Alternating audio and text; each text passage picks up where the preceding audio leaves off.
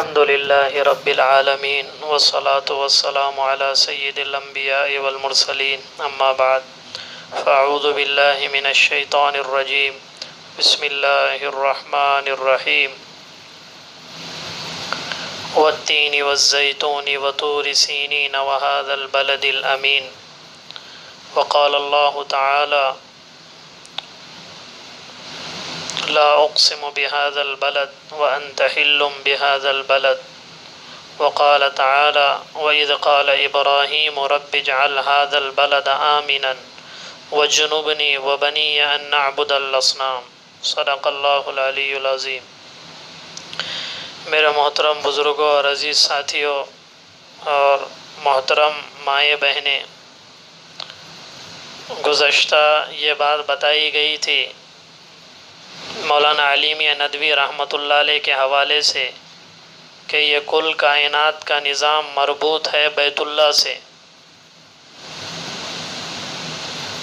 کسی کے تنظیم سے اور علمی عملی مرکزوں سے اور دنیا کی حکومتوں سے اور فوجی طاقتوں سے یہ نظام عالم مربوط نہیں ہے، بلکہ مربوط ہے بیت اللہ سے۔ اسی لیے نقطۂ ابتدا اور آغاز بھی بیت اللہ سے ہوا، اور اس کل کائنات کی ویرانی اور بربادی بھی اللہ بیت اللہ سے کرے گے۔ اللہ کے نبی کے ارشاد جیسا گزشتہ بتایا گیا کہ ایک حبشی جس کی پنڈلیاں باریک باریک ہوگی، بال گھنگریالو ہوگے، اور وہ بیت اللہ پر حملہ کرے گا، بیت اللہ کو ختم کر دے گا۔ جب بیت اللہ ٹوٹ گیا تو یہ کل کائنات بھی ختم ہو جائے گی۔ قرب قیامت یہ علامت قرب قیامت کی علامتوں میں سے، اور بیت اللہ کی ایک سب سے بڑی عظمت یہ بھی ہے کہ کل کائنات میں بسنے والا مسلمان اسی کی طرف جہت کعبے کی طرف ہی رخ کر کے نماز پڑھتے۔ کعبہ موجود ہو تب بھی پڑھنا ہے، کعبہ موجود نہ ہو تب بھی اسی کی جہت کی طرف رخ کر کے نماز پڑھنا ہے۔ فولی وجہک شطر المسجد الحرام، اور اسی کعبہ کی وجہ سے اللہ نے پورے شہر مکہ کو بھی خصوصیتوں سے نوازا۔ قرآن کریم میں اس کی قسمیں کھائی اللہ نے،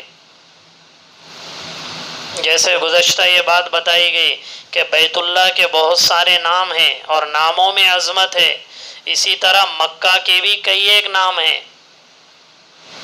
اصل میں عربی میں مکہ کہتے ہیں امتک الفصیل ما فی زرع امہ، عرب لوگ کہتے اس وقت جب کہ اونٹنی کا بچہ اونٹنی کا پورا دودھ پی لے، چونکہ عربی زبان بڑی مالدار زبان ہے۔ ہمارے یہاں پر تو کسی کا بھی نام رکھ دے تو کچھ پتہ نہیں رہتا گاؤں کا نام کیوں ہے، کس کا نام کیا، لیکن عرب میں جو چیز بھی رکھی جاتی اس کی کوئی وجہ ہوتی تھی۔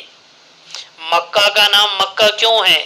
امتک الفصیل ما فی زرع امہ، کہ جب چھوٹا بچہ اونٹ کا جب وہ اونٹنی کا پورا دودھ پی لیتا، چوس لیتا، ذرا بھی دودھ کا قطرہ باقی نہیں رہتا، اس وقت عرب یہ کہتے۔ اور چونکہ مکہ کا نام مکہ اس لیے رکھا گیا کہ جو آدمی توبہ کی نیت سے بیت اللہ جاتا ہے، مکہ جاتا ہے، مکہ بھی اس کے گناہوں کو ایسا چوس لیتا ہے کہ اس کے بدن میں گناہ کا کوئی اثر بھی باقی نہیں رہتا۔ اسی طرح امام راغب اصفہانی رحمۃ اللہ علیہ نے لکھا ہے تمکلت العظم، یعنی جو گودا ہوتا ہے مغز ہڈی کا بالکل بیچ میں ہوتا، اور چونکہ مکہ کو مکہ اس لیے کہتے ہیں یہ پوری دنیا کا بیچ اور سینٹر اللہ نے مکہ کو بنایا ہے، پوری دنیا اور اس کا سینٹر اللہ نے مکہ کو بنایا۔ جس طرح ہڈی کا گودا بالکل سینٹر میں رہتا، ویسے مکہ کو اللہ نے پوری دنیا کا سینٹر بنایا۔ اسی طرح مکہ کا ایک نام بکہ بھی ہے، بکہ چوتھے پارے کے پہلے رکوع میں اللہ نے اس کا نام بکہ بھی بتایا۔ للذی ببکۃ مبارکا وہدی للعالمین، بکہ کیوں کہتے؟ اصل میں بکہ کہتے عربی میں گردن کو توڑ دینا، لِأَنَّهُ تَبُكُّ بِهِ أَعْنَاقُ الْجَبَابِرَةِ، مکہ میں آنے کے بعد بڑے بڑے ظالموں کی گردنیں اللہ توڑ دیتے. اگر کوئی اپنے وقت کا کتنا ہی بڑا متکبر کیوں نہ ہو، لباس میں اچھا ہو، گھمنڈ میں ہو، لیکن اگر وہ حج کے لیے آئے گا تو اس کے سارے غرور کو توڑ کے اللہ اس کو دو چادروں میں لاتے، میلا کچیلا بنا کر لاتے. اسی لیے بہترین حاجی وہ ہے جو سب سے زیادہ میلا کچیلا ہو. اسی لیے حضرت شیخ زکریا رحمۃ اللہ علیہ نے بھی لکھا ہے، لوگ حج سے واپس آتے ہیں تو بن سور کر آتے. حالانکہ حاجی کو چاہیے کہ آتے سمے بھی بن سور کے نہ آئے، کیونکہ عشق کے لیے وہ گیا ہے، اور عشق میں کسی چیز کا پتہ نہیں چلتا ہے. اسی طرح ام القریٰ بھی نام ہے، وَكَذَلِكَ أَوْحَيْنَا لِتُنذِرَ أُمَّ الْقُرَىٰ وَكَذَلِكَ أَوْحَيْنَا إِلَيْكَ قُرْآنًا عَرَبِيًّا لِتُنذِرَ أُمَّ الْقُرَىٰ. ام القریٰ کہتے ہیں ساری بستیوں کی ماں، اور یہ ظاہر ہے مکہ یہ پوری دنیا کی جتنی بستی ہے ان سب کی اصل ہے، ان سب کی ماں ہے. وہیں سے جس طرح آٹا، عورتیں آٹا گونتی ہے، پیڑا بناتی، اور پیڑا بنانے کے بعد جب اسے بیلن لگاتی تو وہ پھیلتے پھیلتے پھیلتے ایسی پوری روٹی بن جاتی. جب اللہ رب العزت نے اس کائنات کو کہا کیا تم میری بات مانتے ہو، تو سب آسمان اور زمین نے کہا تھا اتینا طائعین، ہاں ہم آپ کی بات مانتے. تو جس جگہ بیت اللہ بنا ہوا ہے اس جگہ نے سب سے پہلے کہا تھا اللہ ہم تیری بات مانتے، اس لیے اللہ نے اس کو اپنے گھر کے لیے قبول کیا. اور پھر وہیں سے ایسی زمین پانی تھا پورا، جس جگہ بیت اللہ ہے وہاں پہ بلبلا تھا، جیسے ہاؤس میں یا ندی وغیرہ میں دیکھتے کہ پانی چلتا رہتا اور اس پر بلبلے رہتے، تو اسی طرح پورا پانی تھا اور صرف ایک بلبلا تھا جہاں کعبۃ اللہ بنانا تھا اللہ کو. اور پھر وہی بلبلے سے پھر زمین کو ایسا پھیلاتے گئے اور یہ پوری زمین بنی. تو ساری شہروں کی بستیوں کی ماں بھی وہی ہے. اسی لیے اللہ نے اس کی عظمت کی قسمیں کھائی قرآن میں. اور چونکہ گزشتہ یہ بات بھی بتائی گئی کہ بیت اللہ کی وجہ سے اس گھر کو عظمت، اس شہر کو بھی اللہ نے عظمت بخشی. اللہ کے نبی صلی اللہ علیہ وسلم کا مبعث ہے، آپ کے مولد ہے، یہیں آپ کو نبوت ملی، یہیں آپ پیدا ہوئے، دنیا میں تشریف لائے.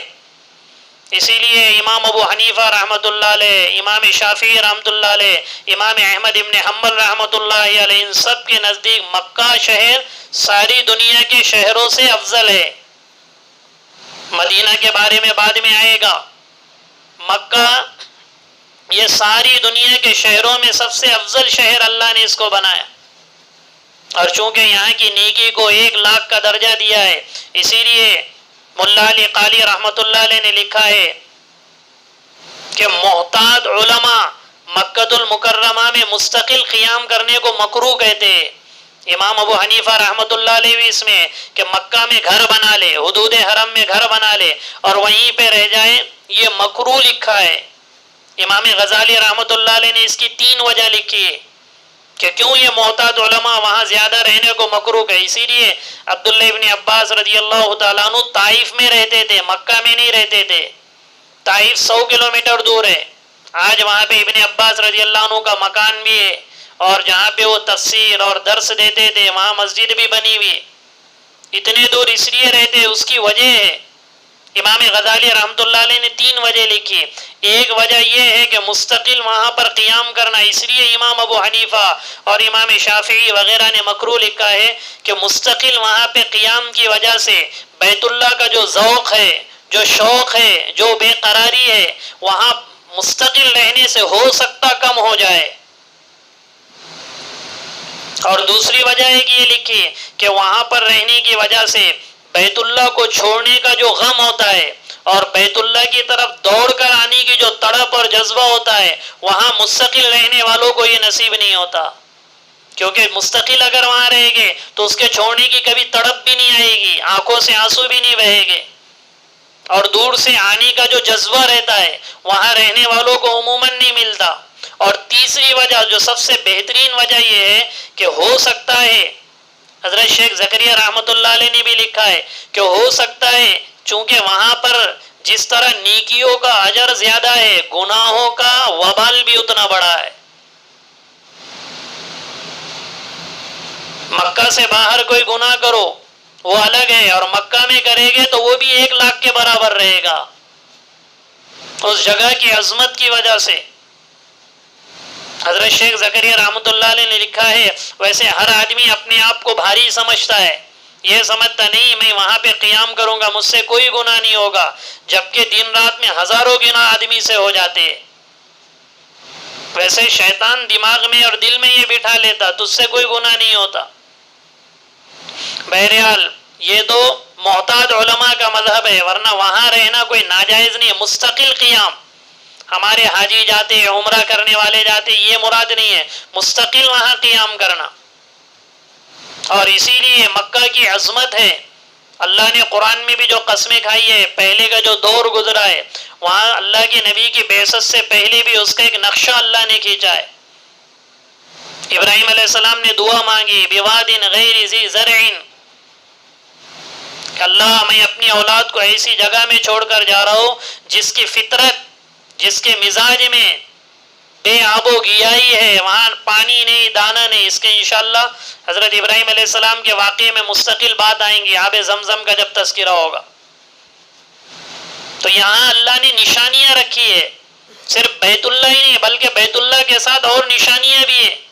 فیہ آیات بینات مقام ابراہیم، بہت ساری اللہ نے نشانیاں رکھی، اس میں بیت اللہ کی نشانیوں میں ایک نشانی حجر اسود بھی ہے، جس کے بارے میں اللہ کے نبی نے فرمایا، ترمذی شریف کی روایت ہے، نزل الحجر الاسود من الجنت وهو اشد بیاضا من اللبن، یہ حجر اسود جو پتھر وہاں لگا ہوا ہے، جو پہلے حجر ابیض تھا، سفید پتھر تھا، اب وہ کالا ہو گیا، جنت سے اتارا ہے اللہ نے اسے، دودھ سے زیادہ سفید تھا، دودھ سے زیادہ۔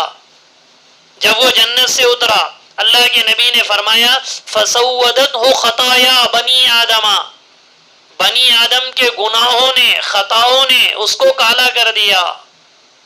اس کی بھی محدثین نے وجوہات لکھی ہے، ایک وجہ تو یہ لکھی ہے کہ وہ کالا کیوں ہوا، بعض محدثین نے یہ لکھا ہے کہ اس کی وجہ کالے پن کی یہ ہے کہ وہاں پہ آگ لگ گئی تھی ایک مرتبہ بیت اللہ میں، جس سے غلاف کعبہ بھی جل گیا، پورے پتھر بھی جل گئے، جس میں یہ حجر اسود بھی جل گیا۔ اور بعض محدثین نے لکھا ہے کہ بنی آدم کے گناہوں سے کالا ہوا کا مطلب یہ ایام جاہلیت میں اللہ کے نبی کے دنیا میں تشریف لانے سے پہلے جو زمانے جاہلیت کے گناہ تھے، وہ گناہ کر کے جب وہ لوگ آتے تھے، جیسے ننگا طواف کرنا، ایام جاہلیت میں جب علم غلط ہو جاتا ہے تو شیطان ایسے کدھر کا کدھر مسئلہ بتا دیتا، وہ کہتے تھے جن کپڑوں میں ہم نے باہر گناہ کیے، جھوٹ بولا، دھوکہ دیا، اور وہی کپڑوں میں ہم بیت اللہ کا طواف کیسے کریں، تو پورا برہنہ اور ننگا ہو کر طواف کرتے تھے۔ دیکھو شیطان نے کون سے علم کو کہاں لا لیا۔ تو یہ اور بھی جو بہت سارے گناہ تھے وہ ایام جاہلیت کی گناہوں کی وجہ سے حجر ابیض حجر اسود بن گیا۔ لیکن اکثر محدثین نے فرمایا کہ صرف ان کی بات نہیں ہے، بلکہ جو بھی انسانوں کا گناہ ہو، چاہے اس زمانے کا گناہ ہو یا ہمارے زمانے کا گناہ ہو، جب بھی ہم اس کو بوسہ دیتے، استعلام کرتے یا اشارہ کرتے، تین چیزیں حجر اسود کے ساتھ، یا تو بوسہ دینا، یعنی دونوں ہاتھ حجر اسود کے آزو بازو رکھ کر ہونٹوں سے بوسہ دینا، اسے تقبیل حجر کہتے۔ پہلے مقدم یہ ہے کہ ہر چکر میں تقبیل حجر کرے، اتنا نہیں مل سکتا تو استعلام حجر کرے، یعنی اس پر ہاتھ رکھے اور پھر اپنے ہاتھ کو بوسہ دے، یا پھر یہ بھی نہیں کر سکتے جیسے آج ہمارے زمانے میں ہوتا ہے تو تیسرا کام اشارہ کرے کہ حجر اسود کی طرف اس طرح اشارہ کر کے اپنے ہاتھوں کو بغیر آواز سے بوسہ دے۔ اللہ کے نبی نے فرمایا لَيَبْعَثَنَّ اللَّهُ هَذَا الرُّكْنَ يَوْمَ الْقِيَامَةِ، اللہ رب العزت اس پتھر کو بھی یعنی حجر اسود کو بھی اللہ قیامت میں اٹھائے گے۔ یبصر بہما، پھر یہ حجر اسود کو اللہ دو آنکھیں دے گا، یہ حدیث ہے اللہ کے نبی کی۔ وہ دونوں آنکھوں سے دیکھے گا کہ کس نے میرا بوسہ دیا ہے، کس نے استلام کیا ہے، کس نے اشارہ کیا ہے، وہ سب کو دیکھے گا میدان قیامت میں، ایسے لائن لگی ہوئی رہے گی. وَلِسَانٌ يَنْطِقُ بِهِ، اور اللہ اس کو زبان بھی دے گا جس سے وہ بولے گا. اور جیسے کوئی حاجی آ جائے گا جس کی بات کی زندگی بھی سنت شریعت کے مطابق ہو جائے، حج کرنے کے بعد، عمرہ کرنے کے بعد، طواف کرنے کے بعد سنت شریعت کے مطابق زندگی گزری، اور کسی وجہ سے وہ وہاں ڈاماڈول ہوگا تو وہ حجر اسود اس کو پکڑ لے گا، پکڑ کر پھر یشہدو علی من استلم بحق، جس نے بھی اس کا بوسہ دیا ہوگا، استلام کیا ہوگا، اشارہ کیا ہوگا، یقین کے ساتھ، امید مغفرت کے ساتھ، تو اللہ سے کہے گا اللہ اسے معاف کر دے، اللہ حجر اسود کی بات کو سن کے اسے معاف کر دے گا.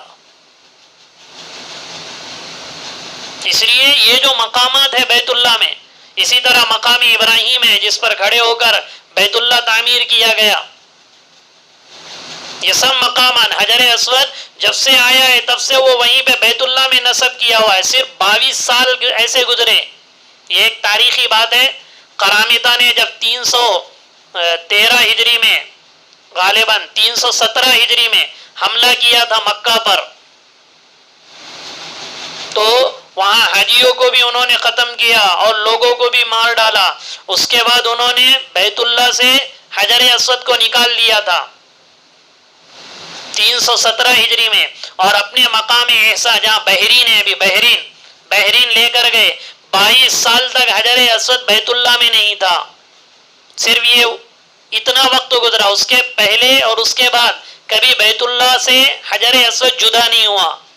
پھر یہ بحرین چلا گیا، پھر خلیفہ مطیع اللہ کے دور میں ابو علی کے بولنے وغیرہ سے 22 سال کے بعد دوبارہ حجر اسود لایا گیا اور وہ بیت اللہ میں نصب کیا گیا، ورنہ پہلے اور بعد میں کبھی بیت اللہ سے حجر اسود جدا نہیں ہوا. اس لیے جو لوگ یہ جانے والے ہیں اور جن کو اللہ نصیب کیے یا کرنے والے ہیں، تو یہ سارے مقامات کی عظمت ہمارے سامنے ہو کہ یہ شہر کی عظمت، یہاں کے داخل ہونے والا امن میں آ جاتا ہے. ومن دخلہ کان آمنا، مکہ کی فضائل ہمارے سامنے ہو کہ کوئی معمولی شہر نہیں ہے. اللہ کے نبی کو جب نکالا گیا اس وقت اللہ کے نبی نے فرمایا تھا واللہ انک لخیر ارض اللہ واحب الی، کہ کہنے لگے اے مکہ شہر، مجھے میرے رب کی قسم ہے زمین میں سب سے زیادہ تو مجھے محبوب ہے، زمین میں سب سے زیادہ بھلائی والا تو ہے. لولا ان قومی اخرجونی منکی ما سکنت غیرکی، کہ اگر میری قوم مجھے اس مکہ سے نہ نکال دی. جب آپ ہجرت کر کے مدینہ جا رہے تھے اس وقت مقام رابق پہ کھڑے ہو کے اللہ کے نبی کے آنسو بہ رہے تھے، اور اس وقت کہا تھا کہ اگر میری قوم تجھ سے نہ نکالتی تو میں کبھی مکہ کو نہ چھوڑتا. اس لیے اگر دعا کریں ہم کہ اللہ رب العزت ہم سب کو بار بار بیت اللہ کی حاضری صفت قبولیت کے ساتھ نصیب فرمائے، اور جو اس سال حج میں پہنچنے والے ہیں، جو کرنے والے ہیں، اللہ ان سب کی حاضری کو منظور اور مقبول فرمائے، ان کی دعاؤں میں ہمارا حصہ نصیب فرمائے. وما توفیقی الا باللہ.